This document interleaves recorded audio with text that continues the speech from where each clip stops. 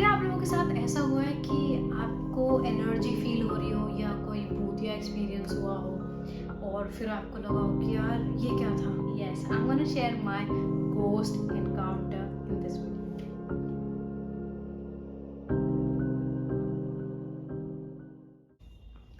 मेरे साथ एक बहुत ही अजीब सा एक्सपीरियंस हुआ था 26 फरवरी 2021।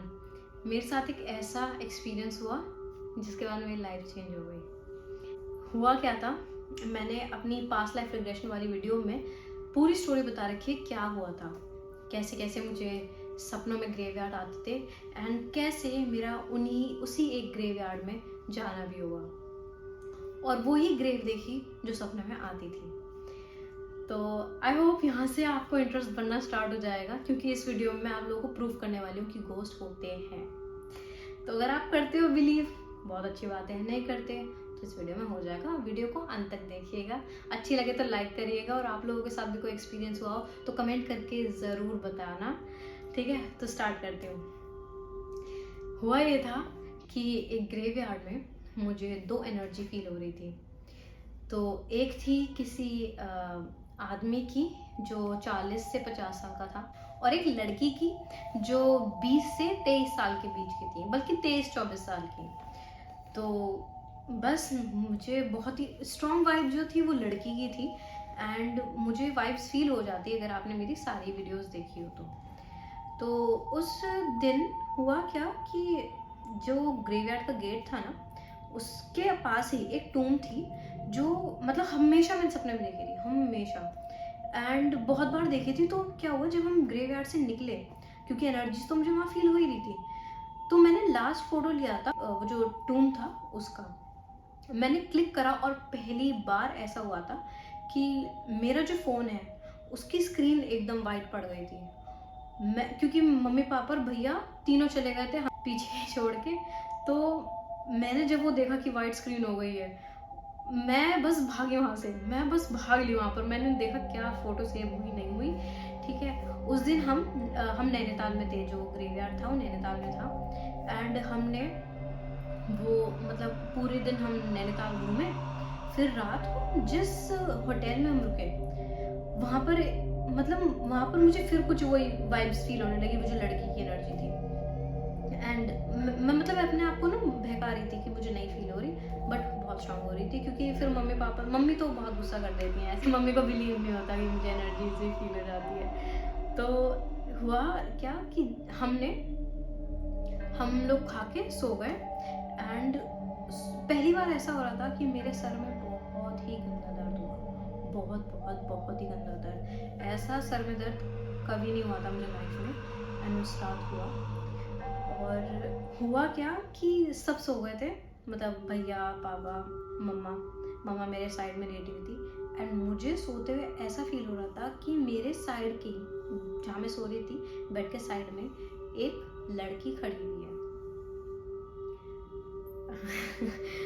फिर मेरे अंदर इतनी भी हिम्मत नहीं हो रही थी कि मैं मम्मी को जगाऊं, क्योंकि मेरे बहुत ही गंदा वाला सर में दर्द हो रहा था। फिर भी मैंने मम्मी को किसी तरह बोला कि मम्मा मेरे सर में दर्द हो रहा है एंड मैंने वो नहीं बताया कि मुझे साइड में एनर्जी फील हो रही। तो मैंने मम्मी को बोला मम्मा मेरे सर में दर्द हो रहा है। मम्मा ने मुझे दवाई दी और मैं अंधेरे में ही आंखें बंद करते हुए वो दवाई ली, क्योंकि मुझे साइड में बहुत ही ज़्यादा स्ट्रॉन्ग एनर्जी फील हो रही थी। मैंने दवाई ली और मैं सो गई, और सोई भी क्या, मैंने ना हनुमान चालीसा पढ़ना स्टार्ट कर दिया। आई थिंक 25 to 30 लाइन्स मैंने बोली और इतने में मैं गहरी नींद में पहुंच गई थी। मैं सोई, अगले दिन उठी और अगले दिन ऐसा लग रहा था जैसे मतलब बहुत एकदम नया नया लग रहा था, जैसे कुछ बर्डन हो वो हमेशा के लिए ख़त्म हो गया हो, और बहुत ही फ्री महसूस हो रहा था, बहुत ही ज़्यादा फ्री फील कर रही थी। उसके बाद हुआ क्या, हम उस ट्रिप से आ गए घर पे। उस ट्रिप के बाद जब मैंने फ़ोटोज़ देखे, बहुत सारे फ़ोटोज़ लिए थे, वो जो वाइट स्क्रीन हो गई थी ना, वो वाली जो फ़ोटो थी वो खुल नहीं रही थी, बहुत देर तक फ़ोटो नहीं खुली and I think third day जब वो फ़ोटो खुली तो वो बहुत ही स्ट्रेंज फ़ोटो, वो जो फ़ोटो थी ना और जो वहाँ मैंने फ़ील किया था वैसा ही कुछ मुझे देखने को मिला उस फ़ोटो में। तो ये थी वो फ़ोटो एंड अगर आप देख सकते हो तो सामने एक टूम है और उसके साइड में एक ब्लैक कलर की फिगर है। अब क्योंकि हम लोग 12 बजे उस ग्रेवयार्ड में थे, तो 12 बजे क्या होता है कि सन एकदम आपके सर के ऊपर होता है एंड शैडो जो थी वो पाँव के नीचे बन रही थी। इनफैक्ट जो मैंने फोटोज लिए भी ना कि कोई एनर्जी की फ़ोटो आ जाए मेरे पास, जो मुझे गेट के पास फील हो रही थी, वो कोई नहीं आए। लेकिन वो जो टूम की फ़ोटो थी उसमें एक ब्लैक कलर की आपको फिगर दिख रही होगी जो एकदम लड़की की फिगर जैसी है। तो इसकी मतलब मुझे फ़ोटो में ना ऐसे लगा ही नहीं, मुझे डाउट तो हो रहा था कि कुछ है, कुछ फिगर तो है, बट कैसे बताती, मुझे कुछ समझ ही नहीं आ रहा था कि क्या है फिगर में, क्या ब्लैक ब्लैक आ रहा है। फिर 6 महीने बाद तो एक पैरानॉर्मल इन्वेस्टिगेटर थे एंड उनको हमने बताया कि मेरे साथ ऐसे ऐसे ऐसे हुआ है, और उनके साथ एक साइकिक मीडियम भी थी।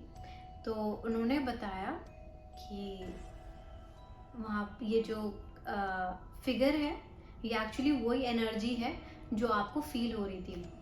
और जो ये जो आपकी वाइट स्क्रीन पड़ गई थी फ़ोन की, वो ऐसा होता है कि जब एनर्जीज हमारे आसपास होती हैं तो वो क्या करती हैं कि वो ईथर से एक्टोप्लाज्म लेके अपने आप को प्रोजेक्ट करती हैं, मैनिफेस्ट करती हैं अपने आप को। तो एक एनर्जी जितनी ज़्यादा स्ट्रांग होगी वो उतना ज़्यादा एक्टोप्लाज्म ले पाएगी एंड देन अपने आप को उतना ज़्यादा प्रोजेक्ट कर पाएगी। कई बार क्या होता है, एनर्जीज जो होती हैं वो ज़्यादा स्ट्रांग नहीं होती हैं, तो वो ज़्यादा एक्टोप्लाज्म ले नहीं पाती हैं ईथर से। तो कई बार जैसे पैरानॉर्मल इन्वेस्टिगेटर होते हैं, वो उनको जैसे वो फोटोग्राफी करते हैं, जैसे वो फोटोज़ लेते हैं, तो कभी कभार वो अपना फ़ोन फेंक देते हैं कि इससे आप एनर्जी ले लो एंड अपने आप को प्रोजेक्ट करो, अपने आप को मैनिफेस्ट करो। वो जो मेरी फ़ोन की स्क्रीन वाइट हुई थी, वो एक्चुअली वो जो एनर्जी मुझे बहुत ही स्ट्रांग फील हो रही थी, वो अपने आप को प्रोजेक्ट कर रही थी, अपने आप को मैनिफेस्ट कर रही थी हमारे सामने। और वो क्योंकि उसका कोई भी हाथ पाँव, मतलब हर चीज़ दिख रही थी, उसका हाथ पाँव एंड पूरा फिगर आ रहा था, वो एक सही में एक स्ट्रांग एनर्जी थी। तो जैसे हम वाईफाई हमारे आसपास है, वाईफाई के रेडिएशंस, बट हम उन्हें देख नहीं सकते।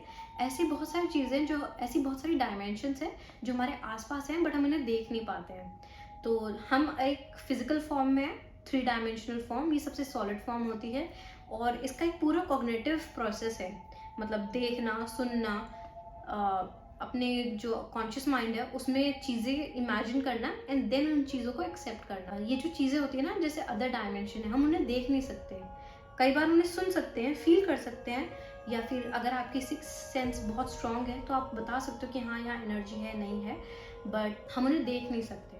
तो आसपास हमारे डायमेंशंस रहती हैं। वैसे ही जैसे मैंने अभी बताया कि आप अपने फ़ोन को जब कनेक्ट करते हो वाईफाई से, तब आप अपने फ़ोन में देख पाते हो कि हाँ नेटवर्क है या वाईफाई है आसपास, या किसी और का भी हो तो आप देख पाते हो।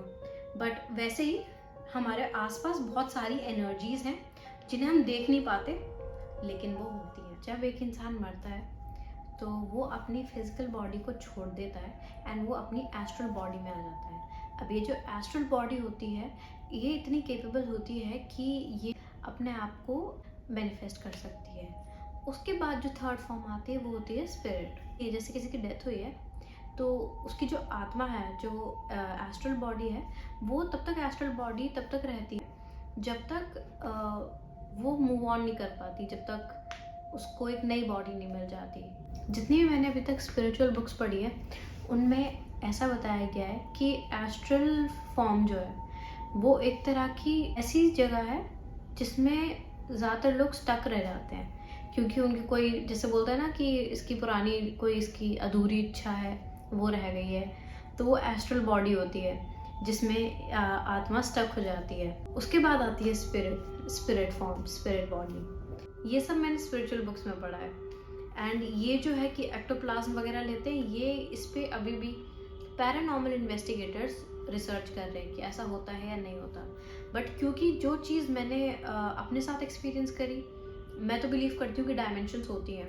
एंड आपने कई बार देखा होगा मूवीज़ में ऐसा दिखाते हैं कि कहीं लाइट ब्लिंक हो रही है बार बार, तो वहाँ उसके आसपास कोई नेगेटिविटी होगी। ऐसा इसलिए क्योंकि वो अपने आप को मैनिफेस्ट करने वाली होती है, वहाँ से अब एनर्जी ले रही होती है अपने आप को मैनिफेस्ट करने के। ये जो वीडियो है ये मैंने हैलोवीन को सोचकर बनाने की कोशिश करी है, क्योंकि हैलोवीन पे क्या होता है ना, वेस्टर्न कंट्रीज़ में क्या होता है कि ये लोग एनर्जीज़ में मानते हैं कि ये 31 अक्टूबर जो होता है इसमें एक शिफ्ट आता है, ऐसा शिफ्ट जिसमें जो पॉजिटिव एनर्जीज होती हैं एंड जो नेगेटिव एनर्जी है वो एक्टिवेट हो जाती है, नेगेटिव एनर्जीज बहुत ज़्यादा एक्टिवेट हो जाती हैं। तो हैलोवीन पे क्या होता है कि ना एनर्जी में एक शिफ्ट आ जाता है। इस टाइम पे नेगेटिविटी जो होती है वो ज़्यादा बढ़ जाती है, और उसका रीज़न ये है कि अर्थ में भी एक शिफ्ट आ जाता है। अर्थ जो है वो थोड़ा टिल्ट हो जाती है एंड मौसम में भी चेंज आ जाता है। आयुर्वेद में भी सेम चीज़ बोलते हैं, उत्तरायण एंड दक्षिणायन।